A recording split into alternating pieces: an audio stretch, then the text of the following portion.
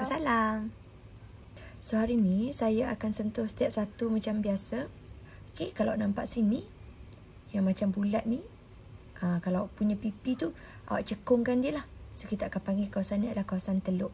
Maksudnya kalau main air dekat sini, air dia tu tenang. Okay, kalau bahagian yang dekat sini, kalau saya buat warna merah yang tajam ni, air dia tu lebih laju ataupun kata lebih banyak lah. Okay, so kita panggil kawasan dia Tanjung. Membengkokkan gelombang. Okay, dia ada syarat, ada dua syarat. Pertama, awak kata apabila gelombang merambat dalam medium yang berbeza. Berbeza apa, Alia? Berbeza ketepatan. Simple je bab ni. Kalau Alia nak hafal, pastikan Alia ada 3 perkataan. Bengkok. B tu boleh hafal B, bias, bengkok. Yang kedua, beza ketumpatan. Yang ketiga, beza hal laju. Sekarang, Rajah ni tak silap saya, dia nak suruh awak draw ni. Ni. Dia suruh awak draw arah rambatan. Lepas tu, draw muka gelombang. So, ada 2 drawing. 2 markah. Tapi bila ada laut yang dalam, yang cetek, dia akan menghala ke macam ni. Dia membengkok sikit. Okay, this one is also membengkok. So, gambar Rajah awak akan macam hadap ke tempat yang timbul ni. Itu adalah markah pertama. Sebab awak jumpa teluk dan tanjung. Dia membengkok. Markah kedua, dia suruh draw gelombang. So, gelombang tu akan jadi, bila kawasan cetek, gelombang tu akan jadi kecil sikit. Awak follow bentuk ni. Dan awak buat saiz dia tu kecil sikit daripada sebelum. Ni sebelum. Ni selepas. So, pastikan selepas awak ni adalah lebih kecil. So, kata kalau nak boleh nampak ketara, saya buat second gelombang. Nak tengok pengiraan macam biasa. Formula pertama dalam tajuk gelombang ialah formula ini. V sama dengan F lambda. Okay. So, diberi pada awak V4 laut cetek. Sampai sini Kemudian dia kata V laut dalam. Air dia kan deras kan. Macam tsunami tu. Bila air dia deras, dia hal laju dia lebih tinggi lah. So, label siap-siap. Hal laju dalam, hal laju cetek. Sampai sini.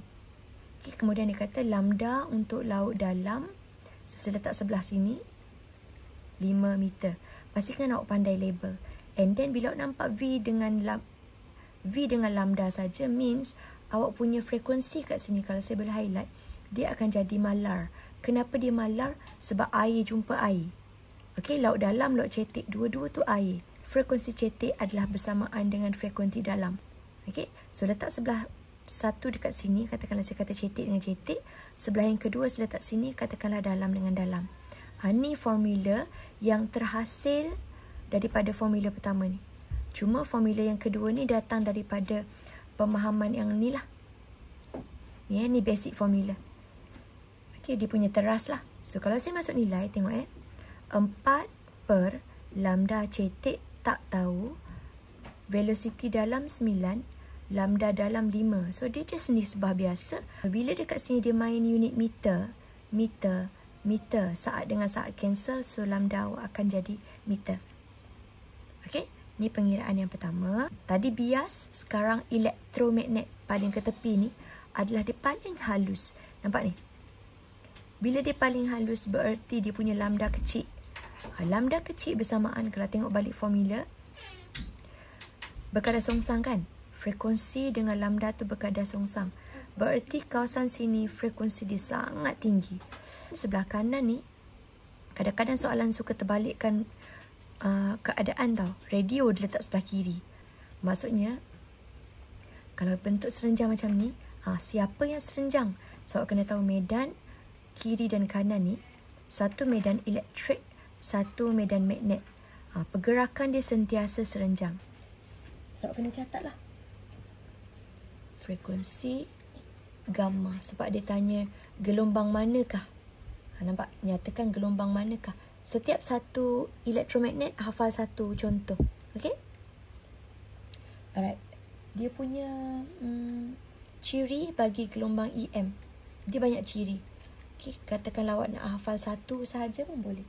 Tadi yang pertama awak kata ciri dia berserenjang. Ciri yang kedua biasa awak kena tahu mereka boleh merambat.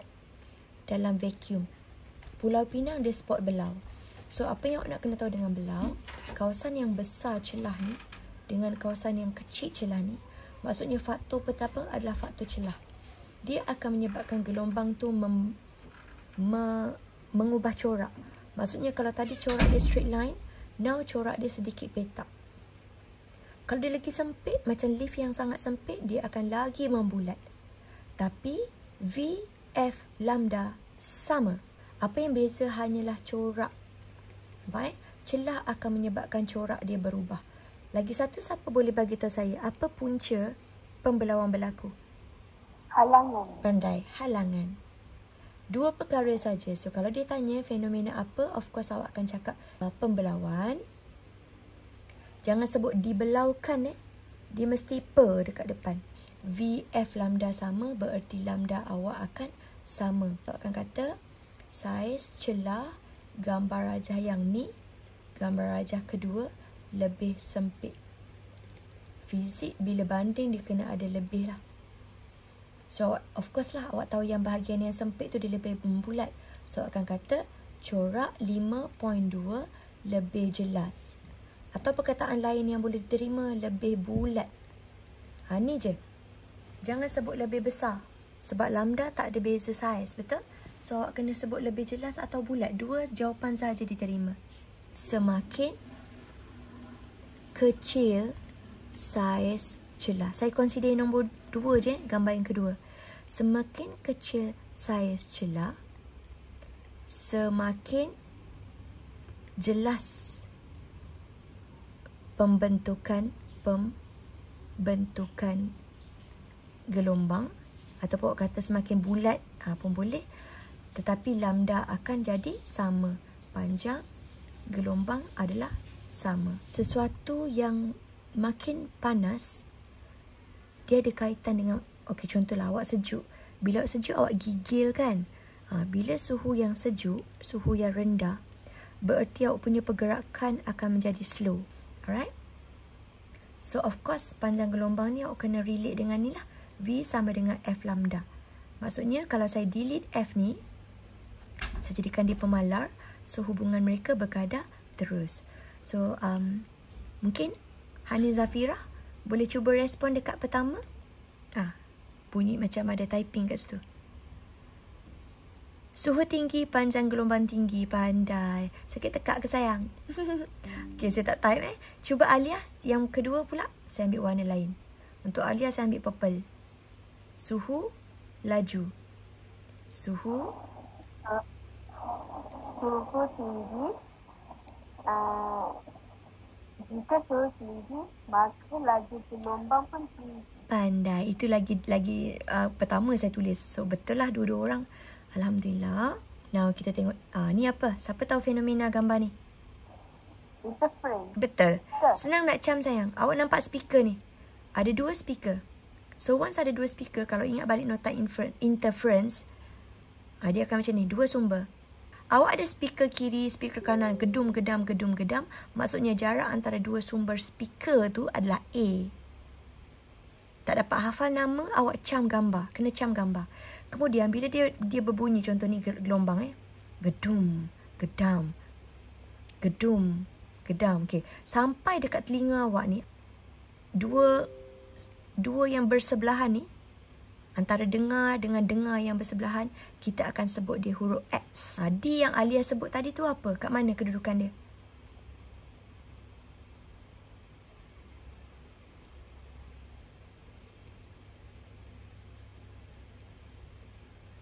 Yang merah tu. Betul. Senang nak hafal. Alia tengok tempat yang awak nak mendengar tu, dengan tengok tempat yang speaker diletakkan tu, ambil jarak antara diorang. That's one is D. So dah ada D kat sini. So Alia sebut lambda. Lambda tu sebenarnya benda yang awak nak cari. Contoh. So dia tak ada dalam gambar tau. Dia tidak ada dalam gambar. So awak nak kena kira lah. Kalau dia tanya, senang jawab punya jawapan. Awak kena bagi tahu dia adalah gelombang. Okay, salin balik yang depan ni. Dia adalah gelombang dengan frekuensi yang sama. Fasa yang sama. Dua sahaja yang diterima. Kalau saya letak titik, ini titik P. Titik P ni kuat. Lagi satu amplitude yang tinggi, titik R. Maksudnya pelajar R dengan pelajar P ni dia dengar dengan jelas. Okay. Kalau saya warnakan lain, amplitude rendah bermakna dia tak dengar. Kawasan sini tak dengar, kawasan sini pun tak dengar. Mungkin saya namakan di Q dengan saya namakan di S. Ayat yang ni kena faham dulu. Baru kita start jawab soalan. Soalan tanya kenapa benda tu berlaku. So bila 3 markah, pastikan pembahagian awak cerita apa situasi yang berlaku dekat sini. Kita tengok gambar Saya warnakan dengan warna biru. Cuba tengok. Puncak. Jumpa puncak. Dekat sini akan berlaku intersect. Nampak tu persilangan ni. So dekat persilangan yang tu awak akan kata interference membina terjadi antara ataupun berlaku antara puncak dengan puncak. Ataupun mungkin kita kata lembangan dengan lembangan. Bunyi kuat akan terhasil. Dekat yang tadilah. Dekat P, dekat R. Markah yang ketiga lah. Sebab yang tadi dah ada 2 point tu. Nah, mana nak datang markah ketiga? So, dia akan jadi rata. Kalau 1 jumpa dengan negatif 1, so dia akan jadi sifar. Okey, apa nama dia? Musnah.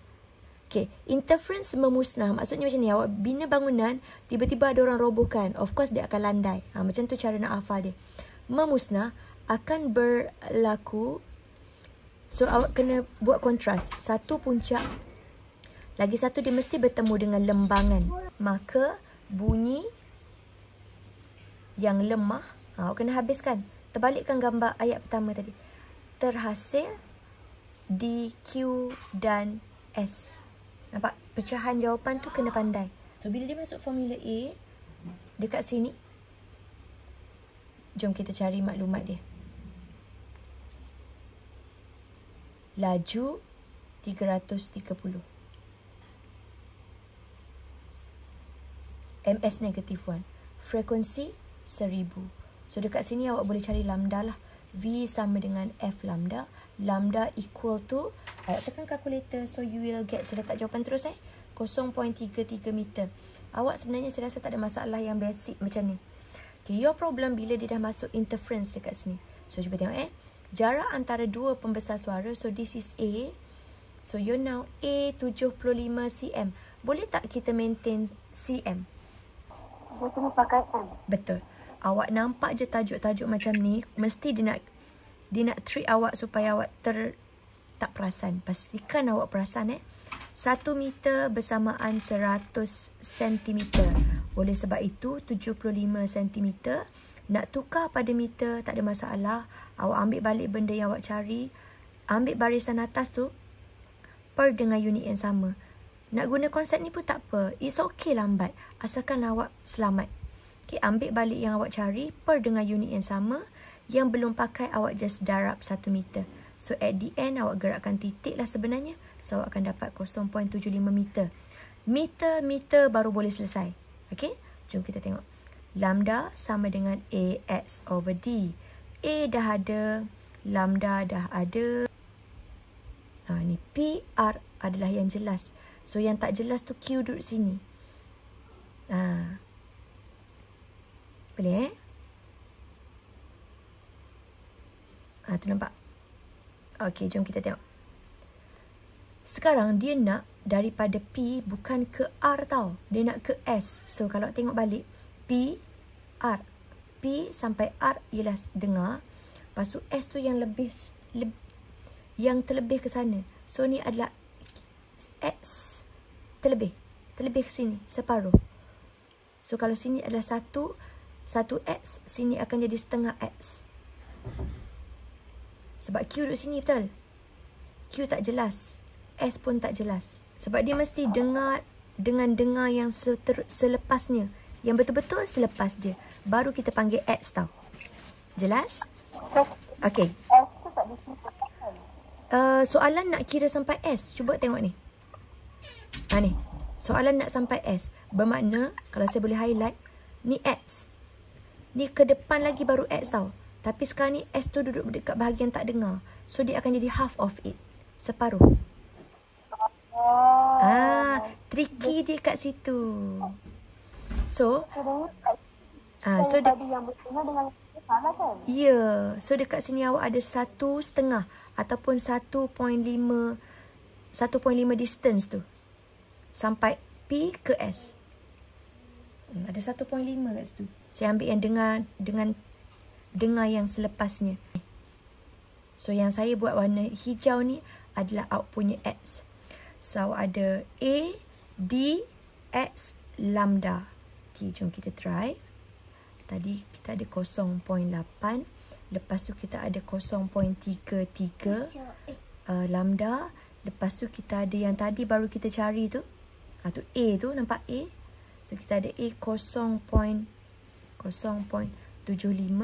Dan saya sedang mencari X. X biasa tau. Bukan XPS. X yang ni. Yang saya hijaukan ni. R dia tak nak. Tapi dia nak P ke R ke tak dengar tu. Yang separuh tu. Which is kedudukan S. So bila macam ni berlaku. So this is X. This is X per 2. Bererti dia adalah 1.5X. Okay. Saya letak huruf lain lah. Jarak lah. Saya panggil jarak Y. Ni. Dia nak jarak 1.5Y ni. So what you should do ialah. Jarak yang awak nak cari antara P ke S adalah 1.5 darab 0.352. Awak kena darab. Baru dapat total. And total dia 0.528 meter. Dia trik di situ. As for me, soalan yang ni memang tricky. Memang tricky sebab selalunya soalan suka tanya X saja. Tapi now dia tanya sini, jarak sini, tambah lagi sebelah sini. So dia boleh buatkan pelajar salah faham lah. Dia macam ni. Ni receiver. Ni tempat untuk menerima gelombang. Maksudnya kalau awak lepaskan gelombang kat sini. Kan. Kapal ni bagi gelombang. Dia nak check ikan lah. Dia nak check ikan pada kedalaman mana ikan paling banyak contoh. Dia pun lepaskanlah gelombang. Dia perasan ikan banyak kat sini. So receiver yang dekat sini ni dia akan patul ke sana. So dia ada dua distance tau. Ni distance masuk. Ini ke belakang lagi sekali. Distance keluar. So awak akan ada double distance. Ni specialnya pantulan. So dia akan efek kat sini tau. Tengok. Ni basic. Tapi bila pantul berlaku. Dia punya jarak dah jadi double. So bila dia jadi double. Jarak awak ni akan ada 2D. So kalau saya letakkan formula. Itulah menyebabkan terhasilnya formula ni. Kalau pernah tengok lah. Di bawah tajuk gema. Di bawah tajuk ini. Dia guna perkataan transducer. Alat pengesan gelombang dalam laut. Dia je nampak transducer. Gema. Sonar. Ni antara perkataan nak kena cam Sonar. Nak detect ikan. Sama je transducer punya konsep ni. And then ultrasonic. V sama dengan 2D per T. Okay. So, automatik awak akan guna formula tu dalam ni. Okay. Kedalaman laut. Awak, tadi saya baru sebut perkataan-perkataannya kan. So, tolong pilih perkataan yang melibatkan ultrasonic. Saya dah sebut tadi ultrasonic, sonar, transducer, gema. Contoh gema daripada apa? Awak jerit. Ataupun mungkin kelawar. Kelawar punya frekuensi jerit dia tu kan. So, awak kena pilih yang ni. And then lambda tu. Bila frekuensi dia tinggi. Of course, lambda dia rendah. Tolong hafal ni. Kita nak ultrasonic. Ultrasonic ni sifat dia adalah frekuensi dia tinggi. So, automatically awak punya lambda akan jadi pendek. So, pilihan awak Q. So, tembok untuk elak banjir. Selalunya kita boleh pilih tempat yang tenang. Ya. Yang tadi kes yang sama. Lepas tu ambil space gemuk kat bawah ni. Supaya tembok tu kukuh. Nampak tu? Kemudian ni apa maksud tinggi ni? Cikgu baca ketinggian mesti tinggi. Nampak ni? Ketinggian tembok pastikan tinggi. Kemudian kecil ni maksudnya macam ni. Dia ada lubang-lubang celah kecil kat sini. So dia akan berlaku belau. Pembelauan. Yang ini menahan tekanan yang tinggi. Menahan tekanan yang tinggi. Yang ni kalau boleh plan your idea. Yang ni pun sama. Dia akan lebih kukuh kalau bawah ni besar. Dia tak mudah roboh lah, kukuh. Ni airnya lebih tenang. Ni pemancaran telekomunikasi. Ini saya boleh terang sikit. Telekomunikasi ialah gelombang elektromagnet punya application. Dia apply apa? So dekat sini contoh awak nak buat, awak nak pasang Astro. Betul tak? DG, Celcom tu kan. Apa dia punya jenis gelombang yang digunakan? Awak kena tahulah. Okay. So, kalau tadi untuk gema tu semua ultrasonic. Okay, dah hafal ultrasonic. Kalau yang ni dia punya jenis gelombang, dia akan pakai jenis gelombang micro. Micro. So, pilihan awak kena ambil yang micro. Ingat awak tengok TV, awak nak tengok drama-drama tu telekom kan? Ataupun nak call orang, communication. So, dia mesti micro. Saya harap awak boleh hafal. Jangan tertukar. Once tertukar, awak akan pilih salah nanti. Astro. Piring Astro selalunya orang akan letak atas rumah. Macam tu So, tolong ambil. Jangan ambil paras laut lah. Rendah ni. So, awak akan ambil atas bukit. Okay, boleh respon saya kenapa nak gelombang mikro? Sebab dia telekomunikasi. Itu kegunaan dia sayang. Saya nak tahu alasan. Kenapa awak pilih mikro? Sebab frekuensi dia tinggi. Pandai. Frekuensi untuk gelombang mikro adalah tinggi. Jangan sebut kegunaan telekomunikasi tau. Dia nak tahu frekuensi dengan lambda tu apa. Dia nak tahu tu saja. Okay, kenapa letak atas bukit? Daripada rosak. Elak rosak. Secantiknya elak daripada halangan lah. Kenapa nak banyak? Saya laju. Signal awak laju, pandai. Apa guna bila frekuensi tinggi ni? Bagus. Why? Sebab tenaga yang awak akan terima nanti akan menjadi besar. Radar menunjukkan sebuah radar menghantar isyarat gelombang ke arah kapal terbang. So, radar ni akan bagi signal. Radar akan hantar isyarat. Okey? Kemudian, apa yang berlaku? Kapal terbang bagi balik isyarat. So, nampak tak dekat situ dia macam ada pantulan punya. So, nampak dia akan pakai yang ni. Terangkan bagaimana jarak mereka tu, S tu, akan menyebabkan dia boleh dapat detect isyarat. 1, 2, 3, 4. Ini adalah soalan nombor 9, bererti dia adalah section B. Okay? Section B pakai test pad lah. So, untuk jawab soalan ni, saya baca dalam bentuk ayat saja. Awak boleh faham kan? First of all, kalau saya buat nombor, radar akan memberi isyarat kepada kapal terbang. Karang ayat awak kat sini. First, radar akan buat kerja dulu. Okay? Second, of course, kapal terbang mana-mana yang kat atas ni akan terima signal. Ni second punya ayat. Isyarat diterima oleh kapal. Gelombang akan dipantulkan. Mesti sebut fenomena dekat sini. Sebab awak nak kata pergi dan balik punya gelombang.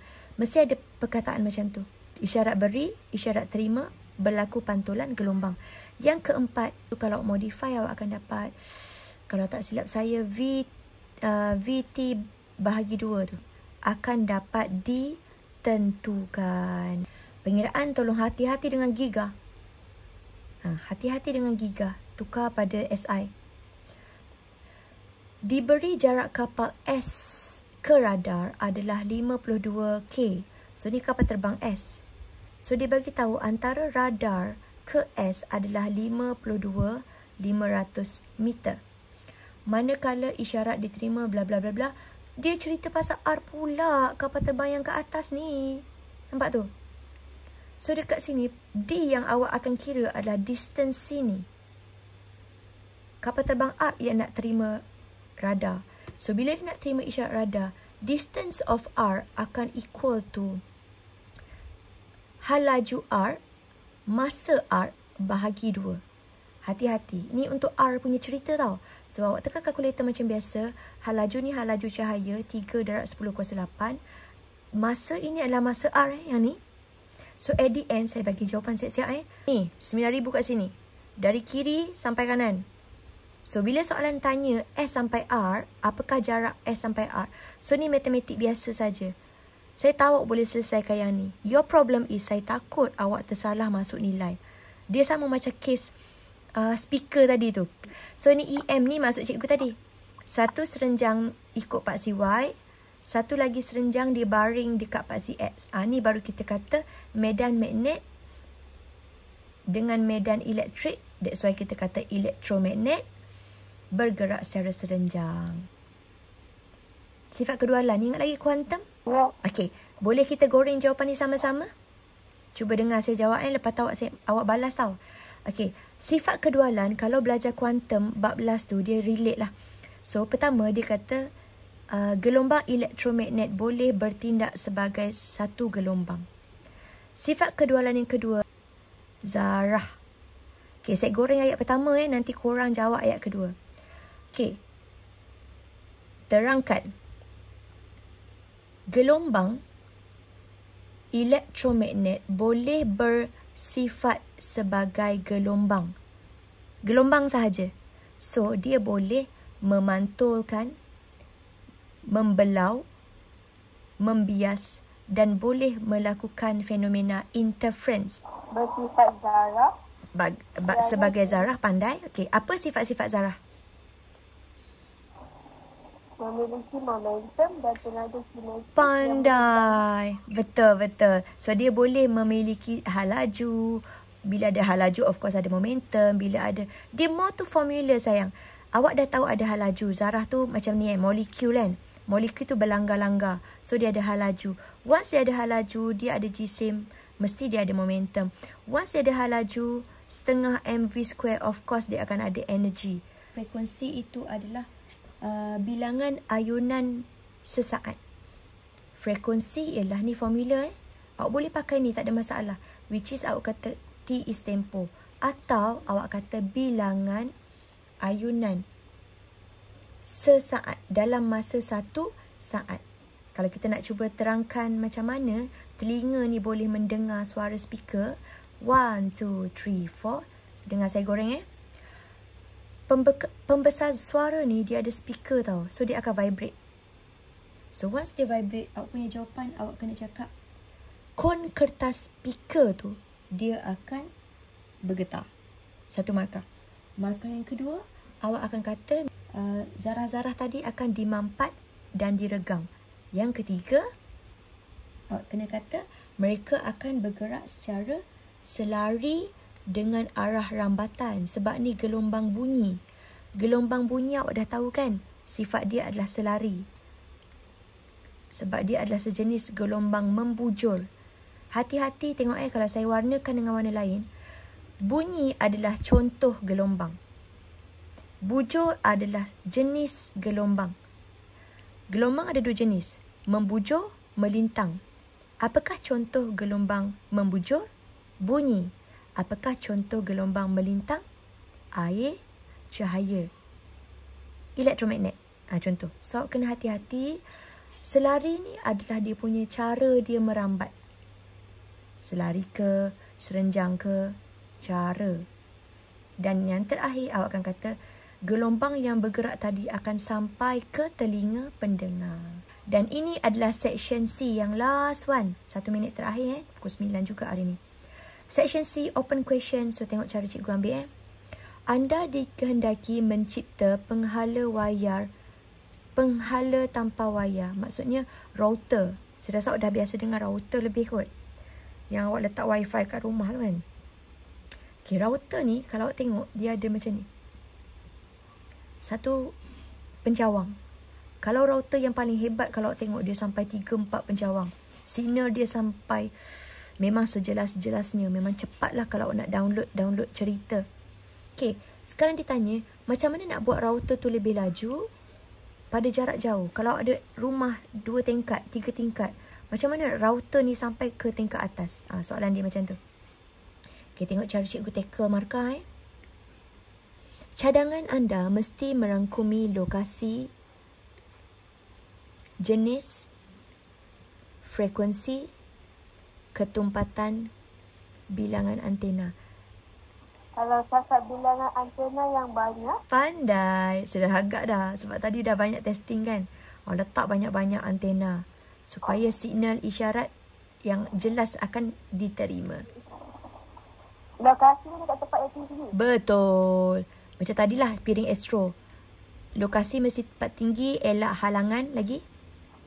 Router ni lebih dari microwave. Dia lebih hebat lagi. So, dia mesti sampai ke bangunan tingkat paling atas. So, dia kena pakai radio. Saya rasa boleh hafal macam ni kot. Boleh? Okay, radio ambil router Okay, next. Frekuensi.